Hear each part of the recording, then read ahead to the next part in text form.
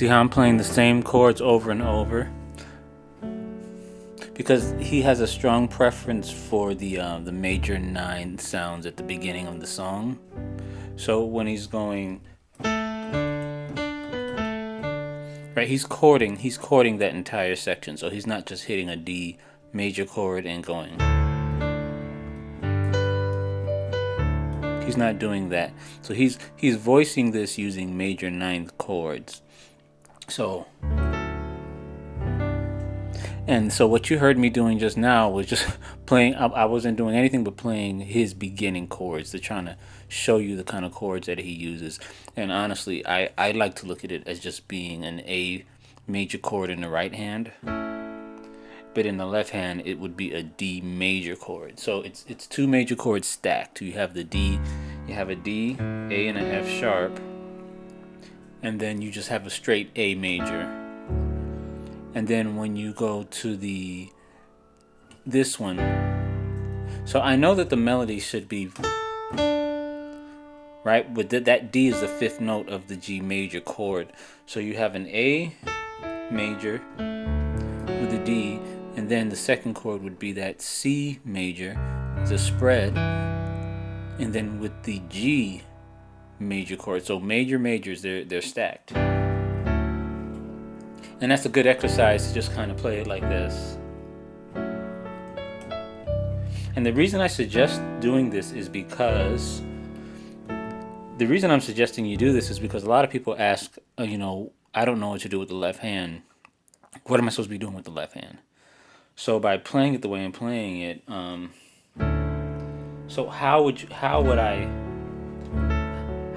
play? What would I play if I were just playing this entire chord with the left hand so I can free up my right hand to do other things, right? And so what I would do is I would take the meat, the meat of this chord. It's a D major 9, so it has to have a D major 9 sound.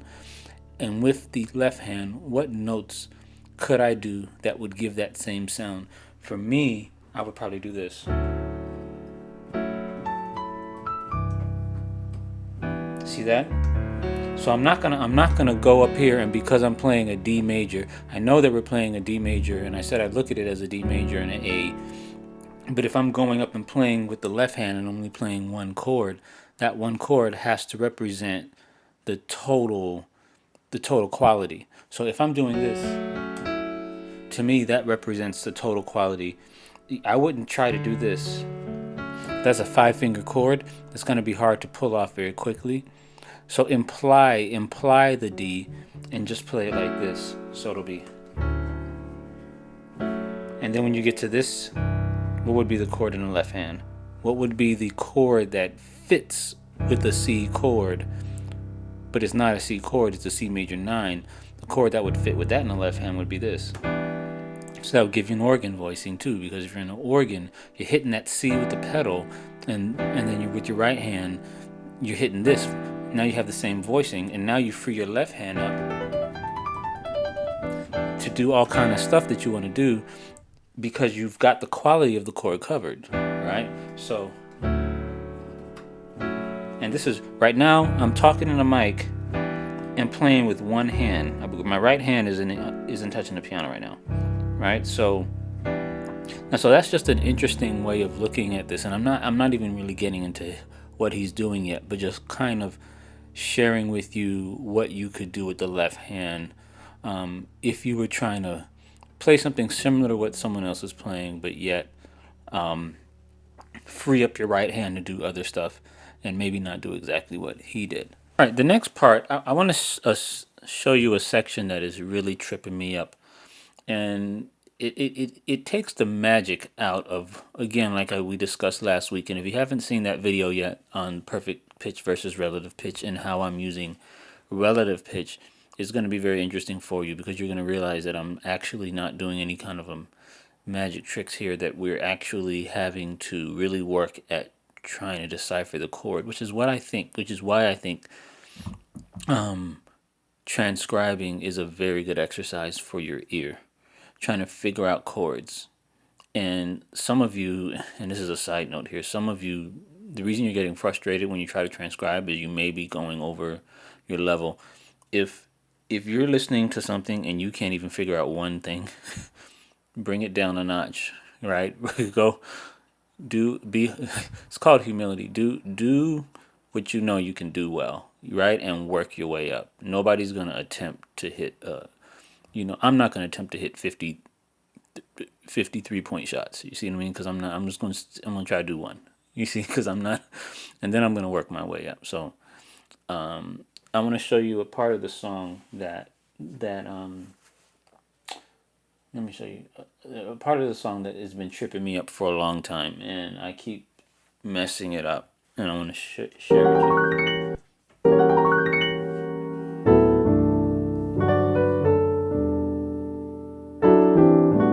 That part, ba-da, on the da-da, those notes there, those chords. Let me play it again. Play it again. So let me tell you what I was hearing.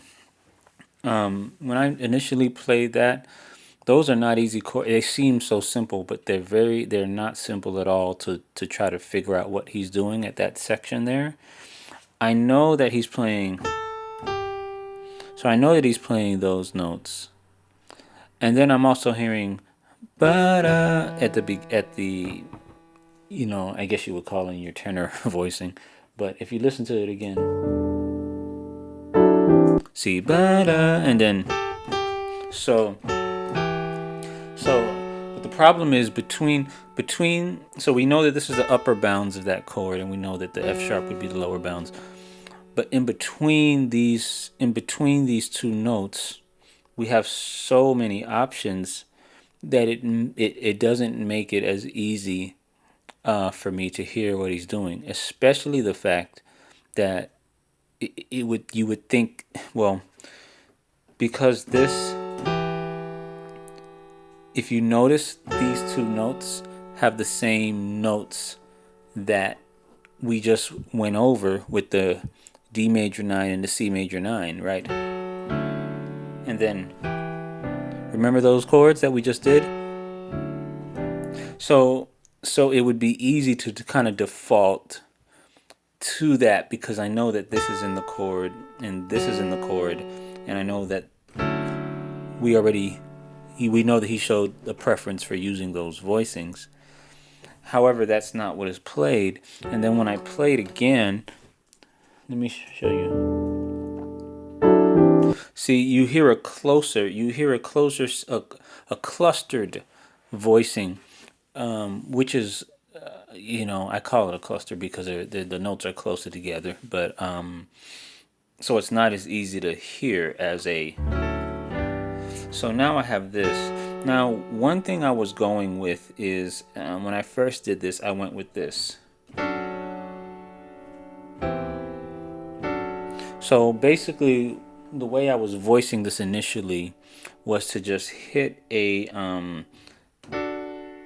basically a major, so D major and a C major, and then I basically in the left hand was doing fifths, which by the way is not a bad idea. Now that's not what he played, but it sounds really nice. So, and that sounds so close to what he did if you listen to it.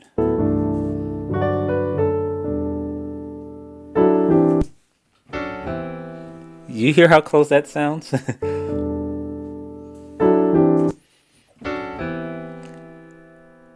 Yeah, I mean that is such a close voicing that I believe that, and this is the way it's in the transcription right now.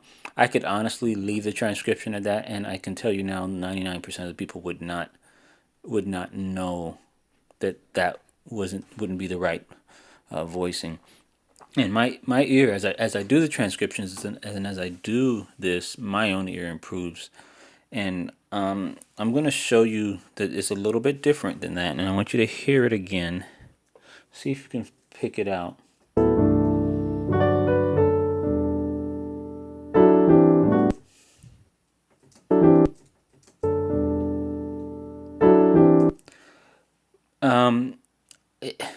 There's a there's a ED in there. This is my relative pitch and tonal memory telling me that. It's going ba-da-da-da. If you hear it, you'll hear it. Ba-da. So you hear that? Listen for it. See that? That changes everything.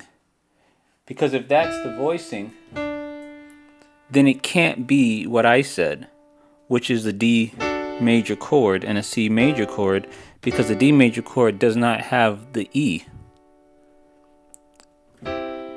And I don't believe it's a D major add 2, because then if it would be in D major add 2, then this would be the voicing, and that's too many notes, and to me it doesn't sound that full.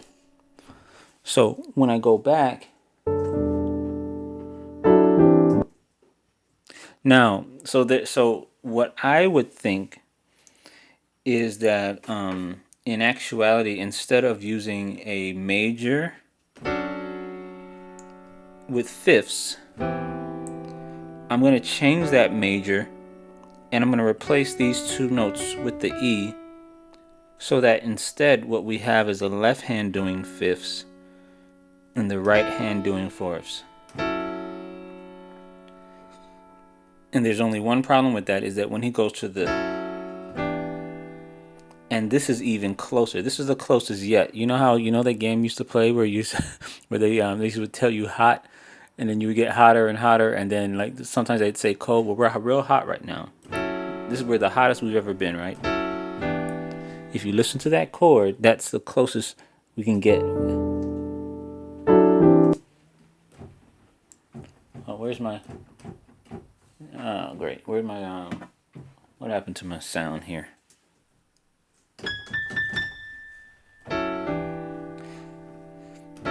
There's one note that's off, only one note, and I want you to see if you can tell. This is I'm right now I'm working with your ear right now in this lesson. Okay? I'm working with your ear. So check this out.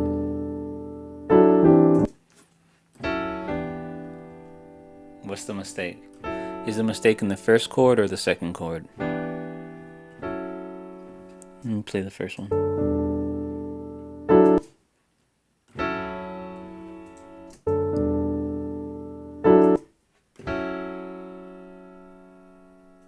Here's the second.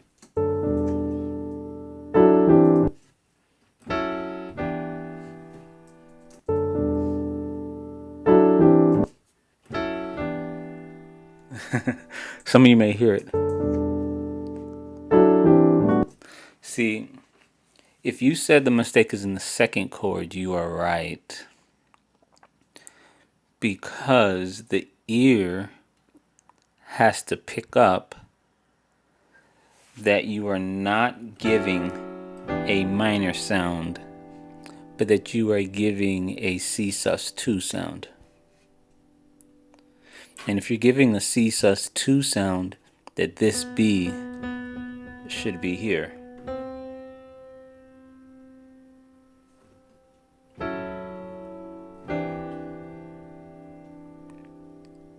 Which is essentially changes the entire quality, because this is a minor sound. It's essentially an E minor 7. But this is a major sound, a C major sound that's voiced as an open voice chord.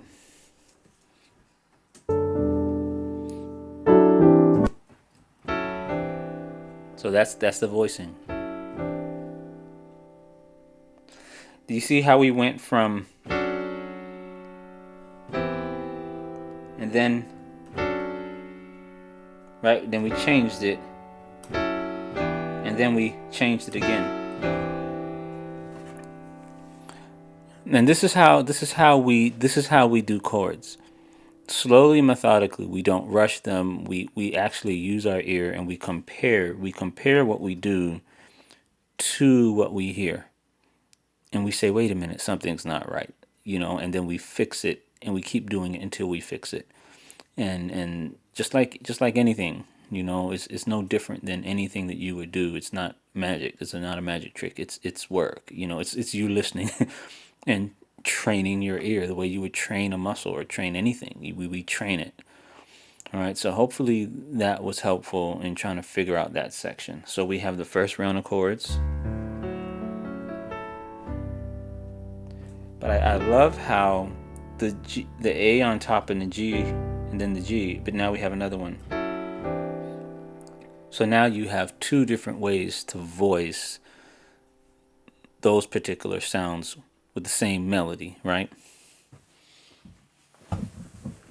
Okay, so that will conclude our lesson for today. Today we had a very focused lesson. Today we showed you what to do with the left hand, and it was very short. It wasn't a complete lesson, but just in this situation, what you can do with the left hand.